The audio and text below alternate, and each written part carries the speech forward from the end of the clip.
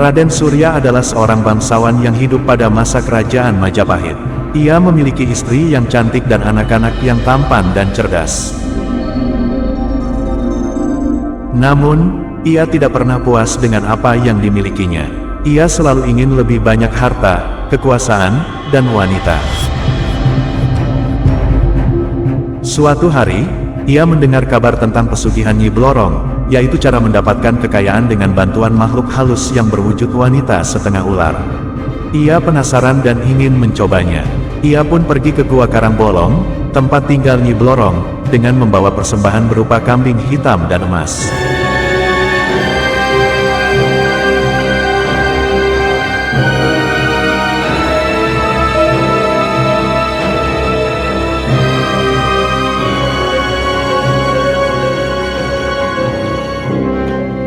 Di dalam gua, ia bertemu dengan Ki Ageng Tambir, seorang pertapa yang menjadi juru kunci gua. Ki Ageng Tambir memberitahu Raden Surya tentang syarat dan risiko pesugihan Nyi Blorong. Ia harus bersedia menyerahkan nyawanya kepada Nyi Blorong setelah 7 tahun menikmati kekayaan. Jika ia menolak, maka ia akan disiksa dan dibunuh oleh Nyi Blorong. Raden Surya tidak peduli dengan ancaman itu. Ia merasa 7 tahun cukup lama untuk menikmati hidup. Ia pun menyetujui syarat pesugihan Nyi Blorong. Ki Ageng Tambir pun mengantarnya ke ruang bawah tanah gua, tempat Nyi Blorong bersemayam. Di sana, Raden Surya melihat sosok wanita yang sangat cantik dengan rambut panjang dan kulit putih bersih. Ia terpesona oleh kecantikannya. Namun, ia tidak menyadari bahwa bagian bawah tubuh wanita itu adalah ular besar yang bersisik emas.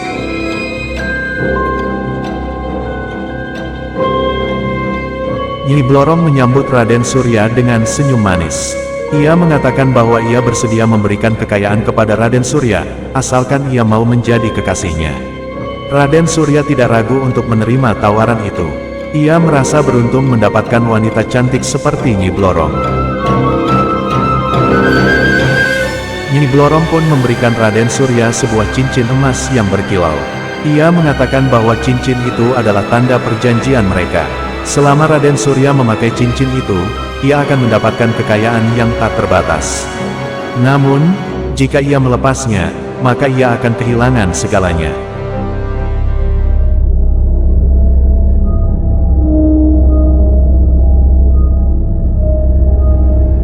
Raden Surya pun kembali ke kerajaannya dengan membawa cincin emas itu. Ia memakainya di jari telunjuknya. Sejak saat itu, ia menjadi semakin kaya dan berkuasa. Ia membangun istana yang megah, membeli perhiasan yang mewah, dan mengumpulkan wanita-wanita cantik sebagai selirnya.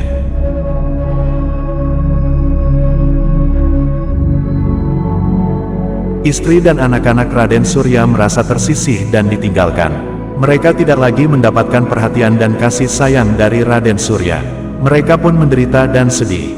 Namun, Raden Surya tidak peduli dengan nasib mereka. Ia hanya sibuk mengejar kesenangan dunia.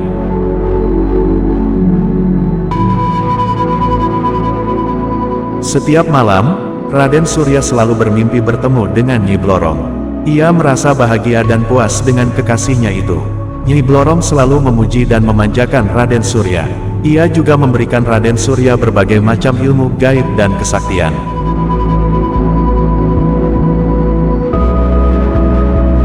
Namun, apa yang terjadi pada Raden Surya sebenarnya adalah tipu daya Nyi Blorong. Nyi Blorong sengaja membuat Raden Surya terlena dan lupa dengan kewajiban dan tanggung jawabnya. Nyi Blorong juga sengaja menguras tenaga dan nyawa Raden Surya secara perlahan.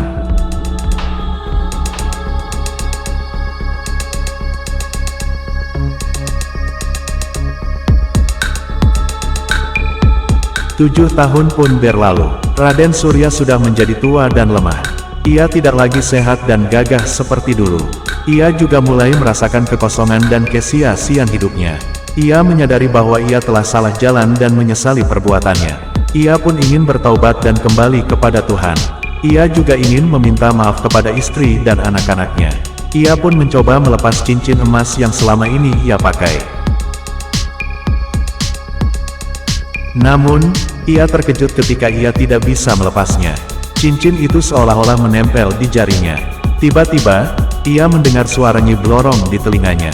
Nyi Blorong mengatakan bahwa waktu perjanjian mereka sudah habis. Ia datang untuk mengambil nyawa Raden Surya. Ia juga mengatakan bahwa cincin itu adalah cincin kutukan yang tidak bisa dilepas.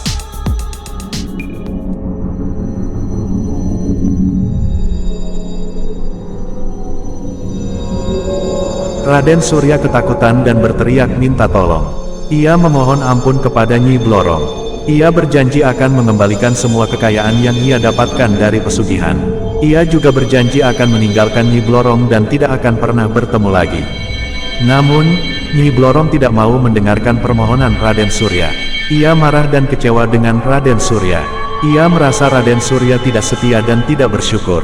Ia pun mengutuk Raden Surya menjadi seekor ular yang sama-sama bersisik emas.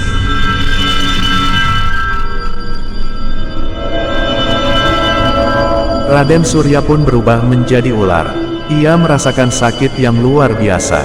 Ia menyesal dan menangis. Ia memanggil-manggil istri dan anak-anaknya. Namun, tidak ada yang mendengarnya. Ia hanya mendengar tawa Nyi Blorong yang mengejeknya. Nyi Blorong pun membawa Raden Surya ke dalam gua.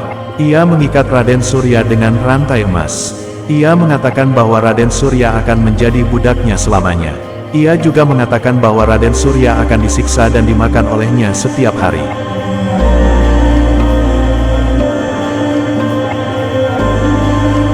Raden Surya pun menjerit-jerit dalam kesakitan dan ketakutan. Ia tidak bisa berbuat apa-apa.